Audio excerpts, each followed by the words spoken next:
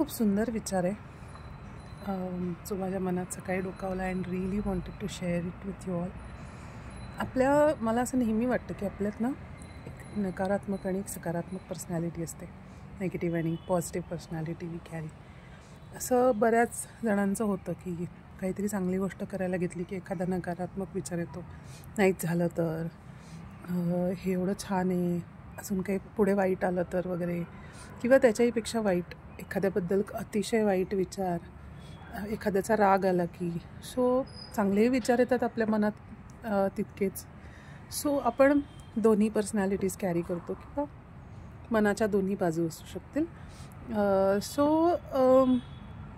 बऱ्याचदा कळत नाही की जी नकारात्मक पर्सनॅलिटी असते ती बऱ्याचदा पॉवरफुल असते, कधी सकारात्मक पॉवरफुल असते. सो मेडिटेशन किंवा प्राणायाम, योगा, कॉन्शियसली आपल्या विचारांकडे बघणं, हे सगळे प्रकार आहेत की ज्याने तुम्ही तुमच्या नकारात्मक पर्सनॅलिटीला हळूहळू कमी कमी छोटं छोटं करून घालवू शकता किंवा एका कोपऱ्यात ती राहू शकते. ती जाते की नाही मला माहिती नाही, पण येस, नक्कीच तुम्ही कंट्रोल आणू शकता त्या विचारांवर. सो एक आता ते आपण पूर्वी फिल्ममध्ये पाहायचं ना, या खांद्यावर एक हे असायची एंजल आणि या खांद्यावर एक असायचं डेव्हिल. तर तसं असतं.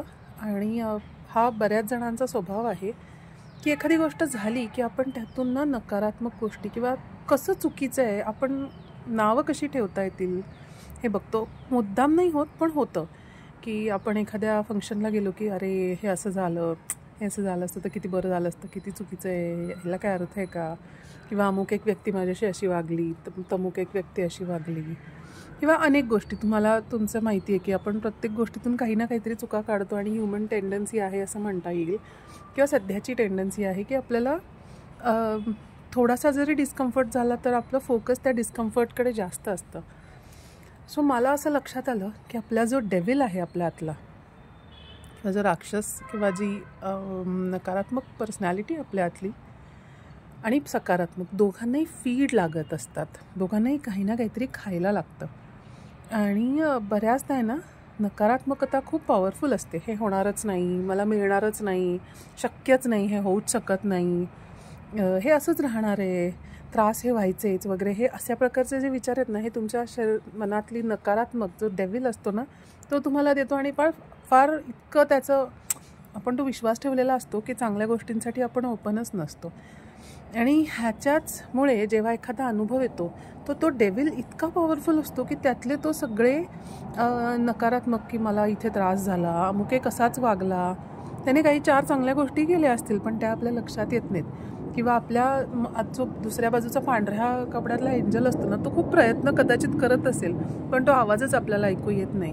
कारण एक तर आपण शांत बसत नाही, आपल्याकडे सतत मोबाईल सुरू असतो, नाहीतर सतत आपण कोणाशी तरी बोलत असतो. जर मोबाईल नसला तर काही ना काहीतरी आपलं चालू असतं. आणि त्यामुळे ना शांत न बसल्यामुळे आपल्या जो दुसऱ्या खांद्यावरचा एंजल आहे तो आपल्याला काय सांगतोय हे कळतच नाही आपल्याला.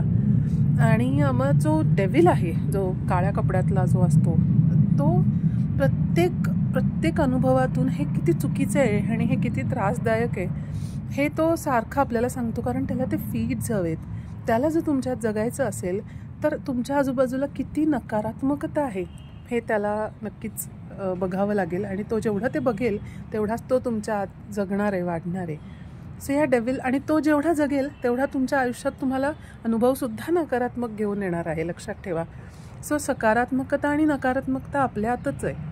तर तुम्ही कॉन्शियसली तुमचा शांत बसलात तर तुमचा जो उजव्या खांद्यावरचा पांढऱ्या कपड्यातला जो एंजल आहे तो तुम्हाला चांगल्या गोष्टीसुद्धा सांगेल. एखादी व्यक्ती आवडत नाही आहे पण तिच्यात 2 नक्कीच चांगल्या अशा गोष्टी असतील ज्या तुम्ही कदाचित नोटीस नाही केल्या, कारण तुमच्यातला डेव्हिल तुम्हाला ते एक्सेप्ट नाही करू देते. लक्षात ठेवा, आपली सिच्युएशन बदलायची ताकद ही आपल्यातच आहे. तुम्ही डेव्हिल किंवा एंजलपैकी कोणाचं ऐकताय ह्याच्यावर तुमचं भविष्य काय आहे किंवा पुढचा येणारा एक्सपिरियन्स कसा असेल हे ठरतं. लक्षात ठेवा, तुम्ही जर म्हटलं की नाही, ही व्यक्ती, अमुक एक व्यक्ती वाईटच आहे, ती माझ्यासाठी काहीच चांगलं करू शकत नाही, तर तुम्हाला त्या व्यक्तीकडून वाईटच अनुभव येतील.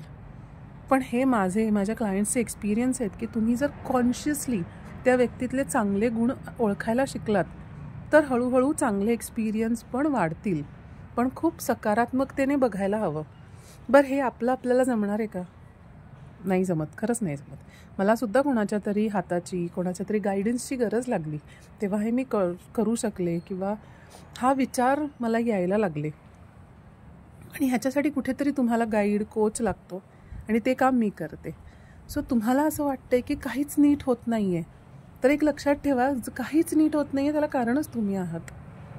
मग हे जर एक्सेप्ट करू शकलात की मीच कारण आहे माझ्या आयुष्यातल्या प्रॉब्लेमचं, दुसरा कोणी नाही आहे, आणि जर तुम्हाला असं वाटत असेल की ह्याच्यातून तुम्हाला पुढे जायचं आहे, नक्कीच तुम्हाला काहीतरी, ज्या व्यक्तीने ह्याच्यातून पुढे गेली आहे, जो आपल्या पुढे आहे, त्याच्याकडून जर आपल्याला मार्गदर्शन हवं असेल तर मला कनेक्ट करा, DM करा.